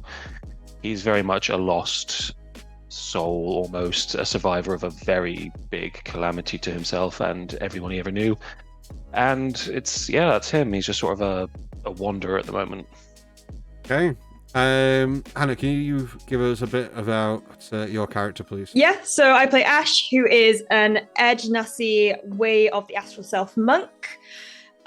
She doesn't know she's an Air Genasi. That hasn't really been detailed yet, but she described herself as a blue-hued half-elf, because that is, for all intents and purposes, what she should be. She is brash. She has a focus on a mission at hand, and very little could deviate her from that focus. Some things can. But yeah, things with horns specifically. Yeah, maybe. With the horn. No, but she is she's a bit of a force of nature, force to be reckoned with. I like that.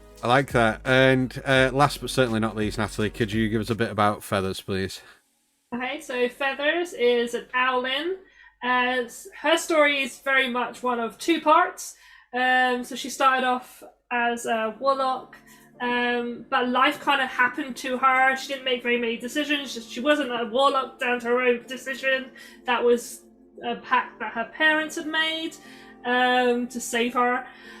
But she makes decisions, then stuff happens, and that's kind of her recurring theme in her childhood, is that she never means stuff to happen, but it always kind of tends to go badly. Like the whole mushrooms thing, she just wanted to know where her powers came from, and then she almost died. That sort of thing happens too. She's a little ball of chaos. She's very young, so her moral compass is very much childlike. She tries to do her best. She tries to do what she thinks is good, but not necessarily works out that way. But then she just has that whole, I want it, like children do. Shiny thing. Must have. Yeah. You sure she's not a magpie? Well, a little bit. The second half of her story is just beginning, as she has taken control a little bit of her life as part of this group, which is why she has now. Well, we got rid of her patron, and she didn't slay them, but the others fought her battle for her, and she is now discovering herself and what she truly wants out of the world. Hey, I love that, and I love so the thing that kind of sticks out to me more than anything about each and every one of your characters, they grow, and they have been growing since you joined this campaign. So quick fire round. I want quick fire answers. Can we do that? I want you to try quick fire round. If each of your characters could have one single magic item of any rarity from an official book, what would you pick? No duplicates either. So, who wants to go first? Quick fire round. Let's go to Hannah first. Deathwalker's Ward. The vestige of divergence that Baxeldan has. I think Ash would fucking love that. Okay, cool. Natalie? Anything wild magic, so maybe like the Wand of Wonder, I think would fit Feathers quite well. Just something that you can point and let stuff happen. You know, I think it fits her quite well. Yeah, all about that. Dan? I had to Google this because I don't know enough magic items to save my life. I'm going to say Azure Edge. Okay. Yeah. That's a little different. Yeah. It's sentient weapon, I think. I mean, it's an axe, it's sentient. I think it would be fun for Jove to have something on his back that talks to him that isn't a dragon, like a weapon oh my that would God, talk to him. Imagine? That'd be mad. Okay, Steve, one magic item, any rarity, what would it be? I would probably say just a belt of storm giant strength. Yeah, love that. Love Plain and that. simple. Yeah, love those answers. Love those answers. Okay, so let's go into some more viewer questions. So, I think the worst character moment one we'll go into in just a second. A Happy Weeb has asked, if you could change one thing about your character, what would it be? Again, we'll try and keep this brief. We don't want to pull apart each other's characters, but if you could change one thing about your character, what would it be? Let's go to Natalie first. It's hard. I think I would have, like, me playing the character, I think I would have tried to give her a little bit more combativeness with Zashbei. If I was to replay Feathers, that is what I would change. She kind of accepted Zashbei and went along with her very easily. I think I would have fought her a little bit more, if that makes sense. Okay, yeah. Replaying her. Okay, cool. Dan, let's go to you next. I mean, personality-wise, there's nothing to change. He's flawless. So true. I'm going to go purely off a mechanical standpoint. I would change the kind of orc he is, so I wouldn't take a mark of finding. I'd probably just go for a standard orc, half orc, or if it had come out in time, the one from Monsters of the Multiverse. Yeah, okay. Because those half orcs are. They are very, very cool. They are very, very cool. Okay, cool. Steve? I'm going to say for Sen, I wish I played him a bit more talkative and social aspect to him. Yeah? It was very one-track mind, let's say. Yeah. I wish that sort of expanded up a bit more. Okay, no worries. And Hannah, last but not least, what would you change about Ash if you could change anything at all? I mean, purely from a character sheet perspective, get the charisma up, because what I struggle with is that I struggle with the balance playing Ash, because she's so focused, she has a mission, she kind of puts the social awkwardness and insecurities aside, and she's able to do that through years of practice. But because I am the least charismatic of the group, I have a negative charisma score, I can't execute. Yeah, I can't execute. Exactly. I can't execute the things I need to do necessarily when she's able to overcome that social awkwardness. Why did you have talk then? Like, I didn't realise that. Yeah. Did you know that? Yeah. So sorry, you've got a worse charisma score than Jove, and I'm smarter than all of you. I mean, I've turned out to be a great character in this.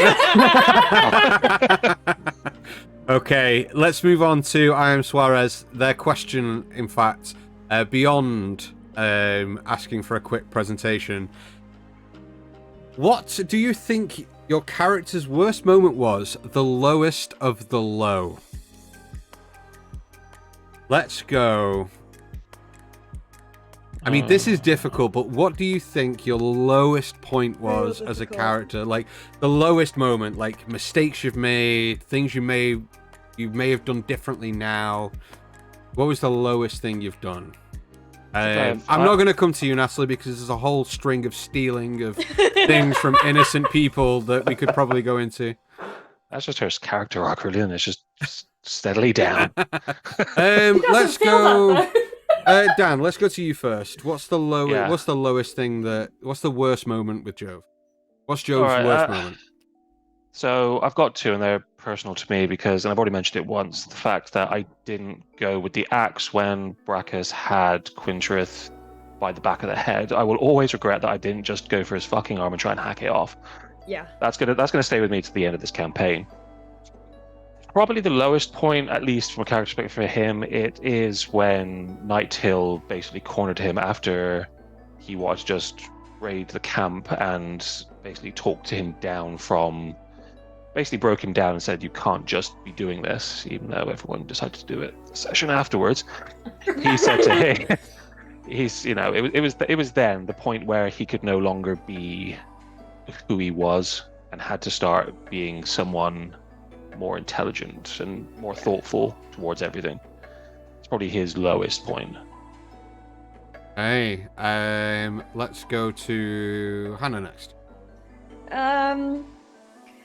Okay, so I'm weirdly not going to say killing Lairdre. What I am going to say is drunkenly telling Clovis about Michael. Because she told Michael that she wouldn't tell anyone. And she wasn't going to at all. But after 3 bottles of Parnas Gold, she would. But I wish she hadn't, because Evan, who plays Michael, last session with the whole thing with Naya, and said to Clovis that you don't seem surprised. I was like, oh, I fucked up. Yeah. I betrayed someone's trust. Mm-hmm. That's it. That is interesting. Weird thing about that though is that we all kind of know, but no one knows that everyone No else one's knows. told So everyone else. It's all side eye. Okay, Steve. I mean, Azrael doesn't know. He doesn't know anything, to be fair. He knows, buddy. That's it. The lowest moment I would probably say was making Clovis fall off the boat and realising how much trouble he was in after that. Thank you. Yeah. Thank you. Oh, I'm so glad you said it. The genuine rage, that I was feeling as Han, not being involved in this at all. I was like, I literally don't have to breathe. I am so fast. I could fix this so quickly, and nobody's telling me anything. Tag me in! The worst thing is you knew as well, and you didn't say anything either. She was having a huff. That was your worst moment, you think? That was the lowest thing, by making Clovis fall off into bullywug-infested river. I think the consequences of what could have happened there is definitely something that's sticking with me. Yeah. Yeah. That was a close fucking call, man. You almost killed Chris's character. But 2 sessions after Azrael was introduced as well. Yeah. Okay, Natalie, what do you think Feather's lowest point was? Shockingly, it isn't any stealing at all. Though No, I know, but I didn't think it would be. It should be, but it isn't. It's actually not being able to save the others in the basement. That still sticks with her. So she was trapped in a basement, and she tried her best to get out. Sen almost died to try and get us out, but nothing. We couldn't. Nothing was to be done. In the end, Banff got me out and one other, but there was others that perished, and it was your man's family, wasn't it? Yeah, it was. Members of the It was members of the Shadowbacks. Yes, and that still sticks with her, that she failed. Hey, interesting. Very interesting. I mean, it's difficult for me to pinpoint any low points with any characters, purely because, from a story standpoint, the low points are just as important as the high point. They're just as important, if not more important. I feel like characters making mistakes, players making mistakes, as making the wrong decisions and such, that for me impacts the story more than the noble, right thing to do decisions at any point. For me, I feel like the consequential aspect of any decision making within a character kind of throws that on you as players to go, fuck, what would my character do in this point of view, which is the whole point of D&D. But I feel like the good points are just as important, and the bad points, are just as important as that. Cool. So I want to do something interesting now. Okay. So I'm going to come to one of you guys, and I want you guys to ask us questions. Okay. So let's open the floor up. Do you guys have any questions for me as a DM, or the campaign, or other players and their characters, or? I have a question for you. Okay, you have a question for me, okay? Why? Why did you do this? Why did you do this to us? No, is there any time that we have completely thrown you and it's taken you a second to, like, be able to pivot? Yeah. You do it all the time. You have a habit of doing it with things that... So for me, it's... The things I struggle with, and I say it takes me a moment to pivot. I always seem to find a way to pivot out of things. There's times that you've done things and made decisions within the campaign that's not made me kind of go, oh, fuck, but made me go, okay, what now? Like, how does this... Because I've got things that kind of happen that aren't in the immediate vicinity that what happens in that immediate vicinity impacts. Mm-hmm. So it's not that think you guys have things that make me pivot. It's more things you've got to put a pin in, then come back to. Yeah. I mean, your constant fucking thievery, man, like that. I mean, I should now know to kind of expect it, but like every single shop you walk into, you're like, I'm going to disguise self. I'm like, fucking course. Fuck, I know what she's doing there. Do you want to know what's funny? Is that I designed Ash to be basically, she would pickpocket at any moment. But as soon as I came into this game, I saw you, and you immediately started pickpocketing. I was like, never mind, Ash doesn't do that anymore. It's so good. There have been some other moments that have happened that I've gone, oh, okay. The fight outside the burning building with the members of Von Meer's guard, when you were fighting them, and the old man who was Von Meer, we now know, was walking down, I had no fucking thought that Ash would just book it down the street. And I was like, oh, okay, sick. Yeah. Right. I thought that I was going to put it in and then he would show up again, but you booked it after him, and I was like, oh, okay. From the seat of my pants, let's kind of we're gonna have to like do this whole chase through the city sequence cityscape, with someone that can run a fucking mile a second. And I was like, how do I do this? Like, how do I make this so that it actually thematically makes sense and gives you as a player a challenge?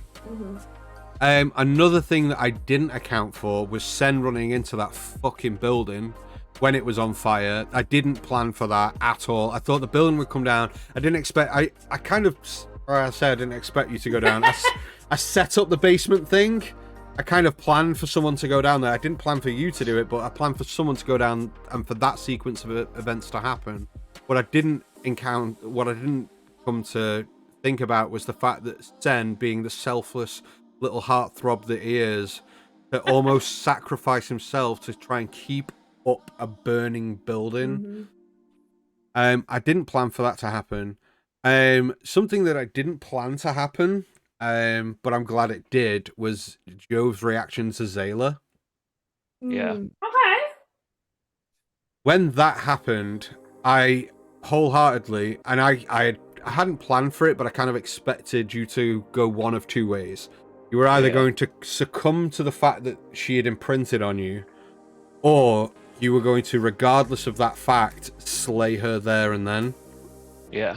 I had it in my head that one of two things were going to happen when this comes up.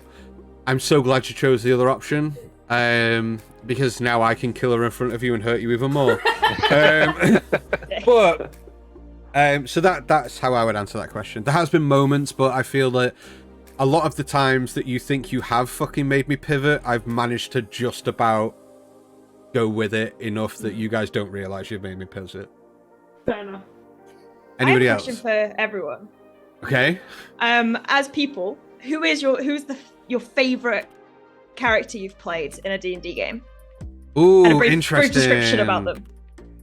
Can I go first? Mm? So my favorite character, long-standing character that I've played in 2 campaigns. My character started off Noctis, who is my cleric. Noctis started in the Waterdeep campaign with Evan and Chris. For political reasons, I came out of that campaign. Not political, but like D&D politics reasons. You know what I'm saying. I came out of that campaign, but I didn't want to let go of that character. And I was fortunate enough to be given an opportunity to play in another campaign. And I took Noctis into that campaign. Same character, same backstory, but kind of altered a little bit into that campaign. I had so much fun playing that character. I mean, Hannah was a player with me in that campaign. So we played in a game on a Sunday, and it was a very homebrewed extended version of Lost Mines that kind of fed into another campaign. Mm-hmm. The DM for that campaign was incredible, but so Noctis for me was, when I first started, the guy who would, no matter what, try and do right in the world because there was that much wrongdoing in it. He would be the one to stand on the side of right. Throughout that campaign, his view on what was right became very, very muddled. Sometimes doing the right thing was putting your hands in the dirt and letting others step over, like, on you and out of the dirt so that you could make sure that other people were protected. Noctis, for me, I experienced a very long, hard road as a player. Yeah. Of knowing who he actually was and coming to terms with, is he capable of doing these things? Is he capable of making those choices? Even when his friends were telling him that things needed to be done, is he capable of doing those things, knowing full well that in his head he would actually normally choose to do otherwise? Yeah. He was my favorite character. Don't get me wrong. Please don't get me wrong. I loved Sir Reginald.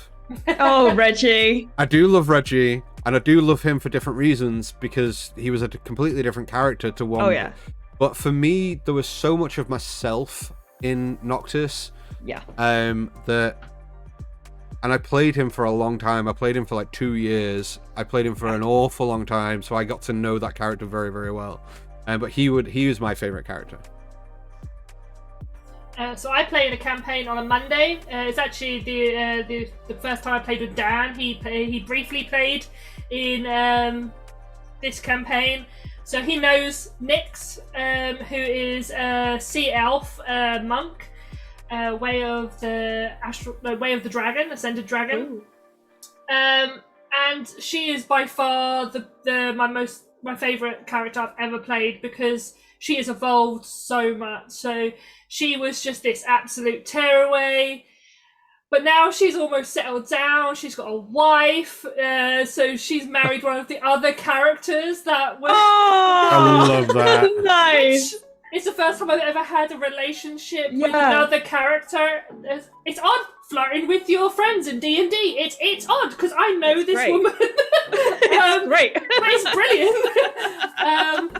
So yeah, she's this little pirate runaway. So she's literally still running away from her pirate crew that are hunting her across Eberron, and she now has this little wife. And yeah, it's my favorite. I didn't know you got married. Yeah. So nice.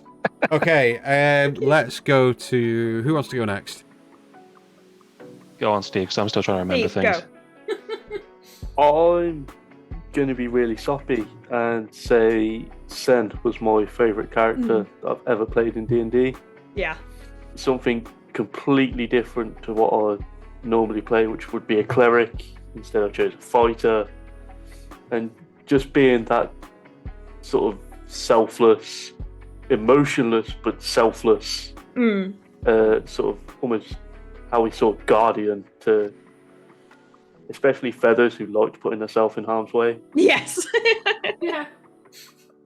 Yeah. Yeah, I love Sen. I love Yeah. Sen too. Hannah, what about you? No, I asked the question. It's Dan. Okay. That's still You have, to, I'm you have last. to answer the question as well. Yeah, I'll do it last. Okay. All right, fine. It's hard because I always try and put as a lot of me into my characters. Obviously, I love Lucian. I couldn't not. Yeah. It was my first trip out as a properly charismatic individual. So good. I had a half orc before I even started here. I called Bark. I've got a thing for half orcs and I've got a thing for short names, and for building wilderness clans, because I made this sort of druidic ranger who he wasn't a druid, he was a ranger, but he fought undead and fae and things as part of this sort of conclave, and there was the night rangers and the day rangers and the ones in between, and you wanted to get to be the ones in between because you could defend the night and the day, and there was this whole system I'd built up of basically people who had been attacked. If you'd been attacked by a demon or your town had been put, ashes, you could join this conclave, take their last name, just become one of these fires. Okay. And that's what I ran with. He was sort of like Jove 0.0 because he had a very, how did I do his voice? It was like a very sort of southern, but it had a twang to it. So he was very sort of rough and ready. There's one character I still want to play though, and he was the first one I ever made. And he was called Edgar Oddly, and he was my wild magic sorcerer, who I'd sort of invented this. Are we getting a sneak peek into what we're playing in the next campaign then? No. Well, it depends if I can figure out how I want to rework him, because I still like the idea.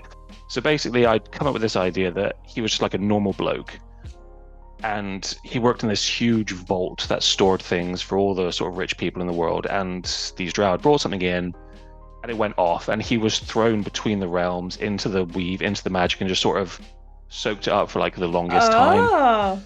Was deposited somewhere, found by monks, and sort of they retaught him how to be normal because he'd been in the magic and the madness for so long. He was now just this sort of mess of a human. Yeah.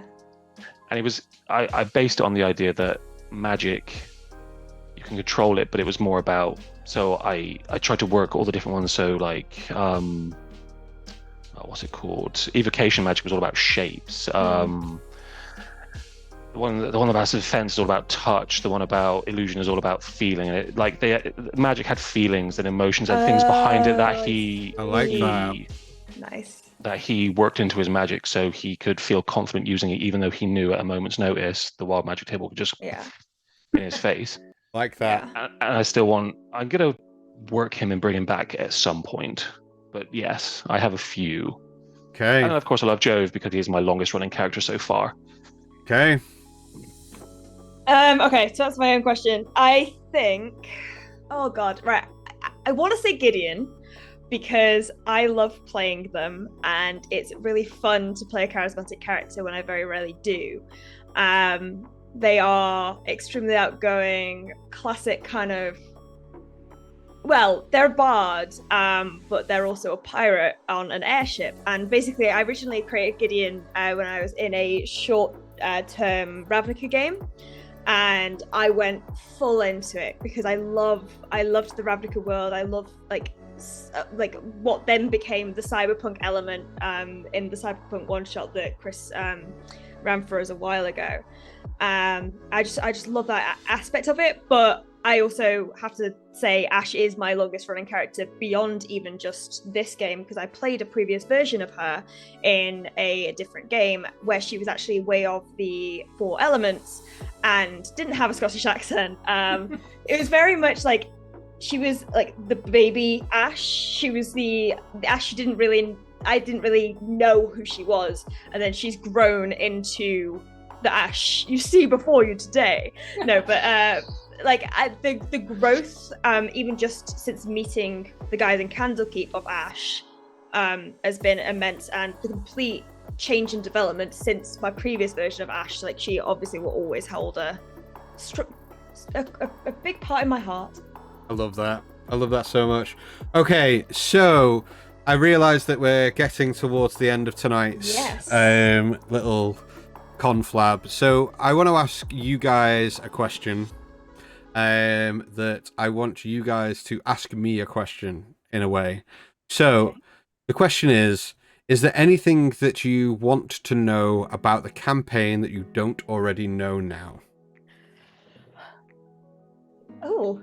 I want it to stay easy. I don't want to know anything. I want to experience it as Feathers. There's nothing that I want to pre-know. So it's not about whether or not you know what's coming and about to come, but is there anything that you want to know about maybe things that have already happened, about the thought process behind things that have already happened, or the motives behind certain NPCs, or is there anything you want to know that hasn't already been revealed?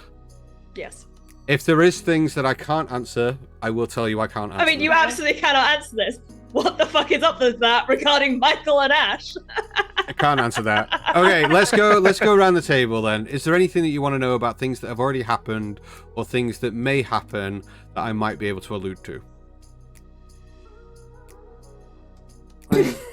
Natalie said it pretty well. Look, we've all experienced it as our characters, and we'll have like discussion all week about what's happened in this week's episode. We have our discussions after the actual game, and we all sort of, especially when something dramatic happens, something big's happened, we all sort of theorize and we'll bounce ideas off each other. And that's a lot of the fun in it. Yeah, we have no idea, but that adds to it. So during the whole Clovis and Quinn arc, we will get bouncing ideas pretty much constantly all week. Is it this? Is it that? What's happened here? We're like, ooh, what's going on? And Chris is there just laughing it up, thinking he knows what's going on, and then you sideswipe him with a train that he hasn't expected. Yeah. I will say, what is the hardest part of world building that you've had to do in our campaign? What do you find the hardest part of the world building? Because you do so much of the world building. You take the book and then you just build this whole world around it. So I suppose for me, that building the world itself isn't difficult. Building what I want to happen isn't. It's the detail for me. Sometimes there's the details of how certain NPCs fit within that. So let's, for example, right, you guys finished off at Greenest. For me, in my head, I knew that I needed to send you to Candlekeep because it tied into Vito's backstory. Right. I knew that when you went to Candlekeep, something needed to happen. I then sent you to Celestia. I then sent you from Celestia to Elturel. For me, the most, I wouldn't say the most difficult part, but I think the thing I struggle with the most when it comes to world building for you guys is a lot of the time I don't think I've ever got enough detail down because you ask a lot of questions that and I try to account for a lot of it, but then there's things that I won't account for, and that will 99% of the time be the thing that you ask about, and I'm like, oh yeah. I wouldn't say that the world building thing in the general sense of it is difficult for me. So for you guys at home, some of you might even suffer with this yourselves. I have ADHD in the sense that my brain doesn't focus on things that I need it to focus on, such as the world around me. I can sit for a 2-hour period watching TV, not watch what's on the screen, but my head will be off in the world of Faerun, walking the footsteps that you guys are about to walk on to try and, in my head, make sense of it. And if it doesn't, retweak it. I wouldn't say that there's a difficult side of it. More the difficulty comes with the detail, which can be difficult. Anyone else? I have one. It's story related because I just thought about it. The sorceress that took down Cynax, have we missed her and is she coming back? Because I remember that. She's not popped up since. She hasn't popped up since. She plays a major part in this campaign. You just haven't seen her yet. So all I wanted to know. She's not a plot hook that we've just walked by. Yeah. No, no. Yeah, we've not like missed her or anything. It's just. No. So that's the question actually. Oh, sorry. You No, go on. No, go. No, I was going to say. I suppose that's. Have we ever walked past a plot hook that you've had to shoehorn in somewhere else? Yes. Yeah. Easy. Quickie answered that. Yes. So what's the biggest one we've ever walked past that you've had to go? Oh, for fuck's sake, right? Move that somewhere else. I would say that the Shadowbacks were a big one. Yep. You guys in Elturel were not pulling on that thread at all, despite many attempts as a DM to put them in front of you. I think you did it really subtly in the host that we would, but we just didn't. And we Yeah. were like, okay, there are people there watching us. Yeah, like, oh, these guys. To be fair, I knew they were part of my. There was something to do with me because my entire clan name is back, so I knew it was something to do with me. Yeah. I knew So where we had to go, but as Jove, I don't know how to go. Yeah, what I that mean way. by Dirty Roller, thank you very much for stopping in. See you later. What I mean by was there a plot hook that I had to shoehorn in elsewhere? When you first entered Elturel, people were following you, and then you guys We went went, off, "Oh, and sus." Clovis sent his arcane eye into that house. Yeah, I literally didn't report it back to anyone Didn't say a else. word, and I was like, "All right, You're gonna say it sound sometime. okay." Yeah, it was just Chris's realization when he was like, "Oh, that house. I think I know where that is." I know it looked like you had a question burning. I was just kind of wondering. This is more of a personal perspective in terms of Ash. Obviously, we've spoken about bits of my backstory that you're not going to go into, and you always go into the bits that I would least expect. But NPCs that I've referred to, Yeah. are there going to be some more of those coming into the fray? Yes. Pointedly, the one I'm thinking about, which I has not can't. come up at all. I can't tell you that. Okay, interesting. I don't. I think if I told you no or yes, either way, you'd be disappointed. Mm-hmm. Yeah. It Cool. would change because you would know. So. No. Like if I said yes, they're coming up. It's not that you'd anticipate them coming up, but you in your head would go, okay, because you would start putting in motion Yeah. I would see them coming in this way, which it might not be how I would plan. So I don't want to disappoint. Yeah. There are people from your backstory. Have you not had enough? There are people from your backstory. Yeah, because to be fair, you've had the most. No, to be fair, it's no. only been phalanx, and then No. Tui just appeared. I think you and Ash are on equal terms as to how many people have come up in your backstories. You just haven't named your NPCs. The NPCs have come up in from your backstory, but you just haven't named any of them, so I've just created them and put them in. Yes is the short answer. Cool. There are people in your backstory that will show up. There are also, and I will say, there are locations from certain people's backstories that will also play a big part in this campaign. Yeah. I've already got a feeling that High Forest might be one of them, given the fact that we keep talking about it recently. Steve, any questions from you?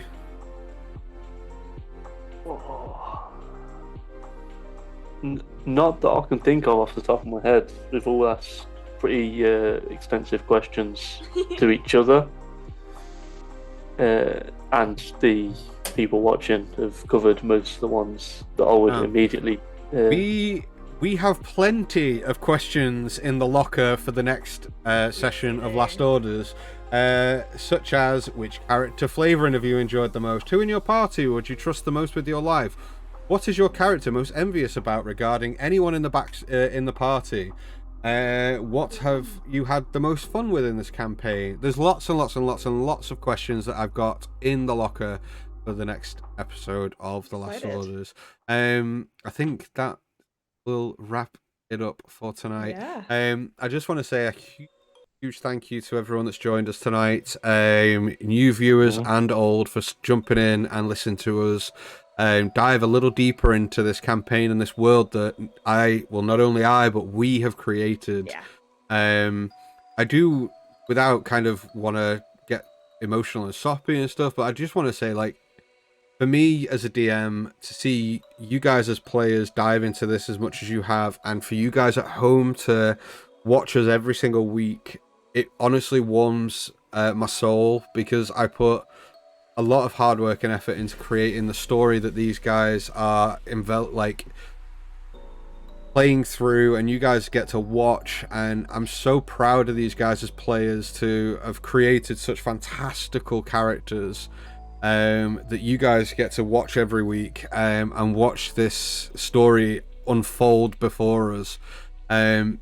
So massive thank you to everyone at home for being a part of this, and thank you guys as well around the table for being a part of this too. Like, you kind of making this story amazing. First story of many.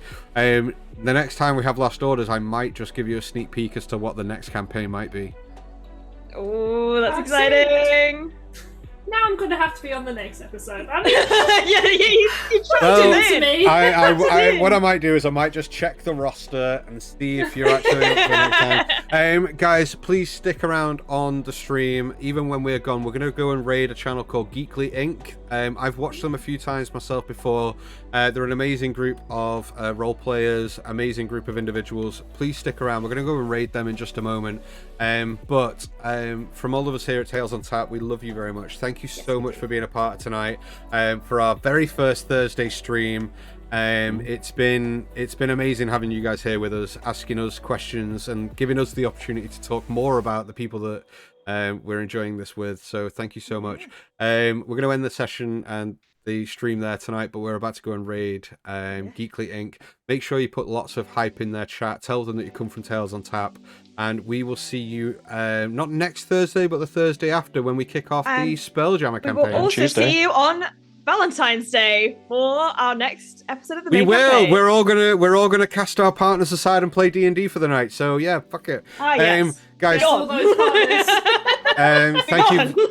Thank you very much for watching, and we will see you on Tuesday. But stick around, we're about to raid Geekly Inc. Thanks very much. See you later. Bye.